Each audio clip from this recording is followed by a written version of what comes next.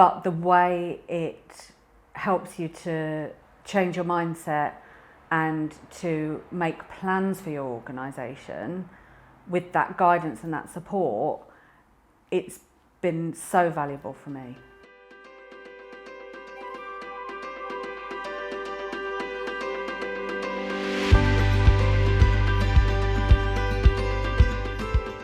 It's quite lonely running a small organisation, and this is my first CEO's job, if you like, and I felt very much like I'd been in crisis management mode permanently for 2 years.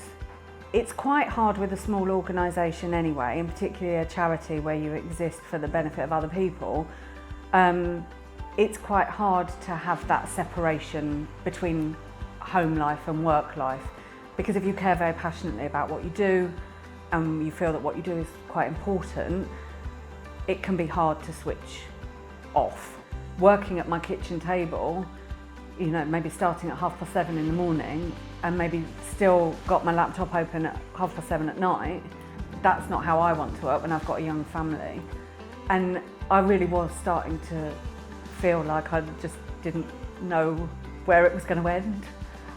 I liked the idea of having somebody who's not from my industry or not from my sector working with me on a one-to-one basis to drill into the sorts of things that are not my natural areas of expertise, if you like.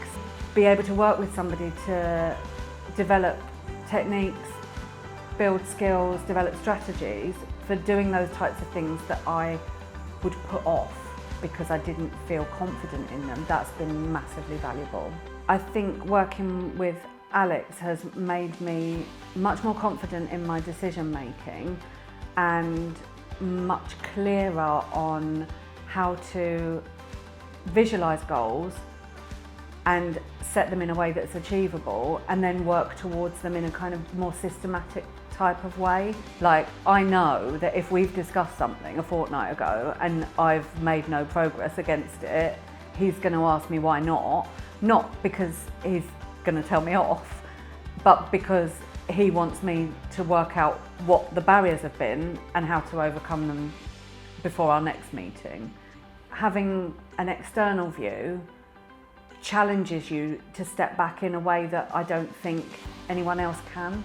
And through that, my confidence has grown. So things that I've wanted to do for a long time, projects that I've wanted to start for a long time, I've had the confidence to go and find the funding for those projects, get the funding, and then plan and execute them. Well, it's a funny question when you're talking about a charity, because we don't measure growth in the same kind of way as a traditional business. But what I know is that in the last year, our financial health has improved significantly. Looking at the last 12 months, we should be there or thereabouts on a break-even basis, and that's fantastic. Usually, in any given year, we're in an operating cost deficit position, and for the last 12 months, we won't be. And I think that's a really tangible benefit of the work that I've been doing with Alex. I think I am less stressed. I think my work-life balance is better. But I think the biggest thing for me is that my confidence as a leader has really grown.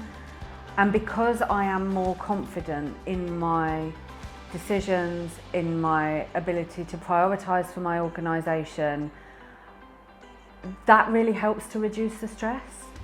Because so much of the worry is that you're not doing a good job, or that you're going to fail somebody, whether that's your service users or your team.